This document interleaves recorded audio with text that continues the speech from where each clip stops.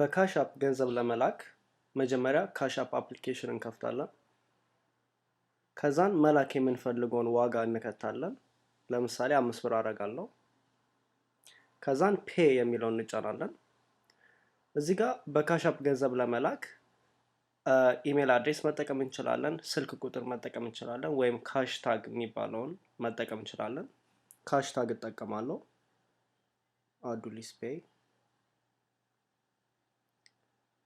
ለዚህ አካውንት 5 ብር ልካለሁ ማለት ነው። I can say for payment ላለው ኦኬ። ከዛን ፔይ የሚለውን ይጫናል።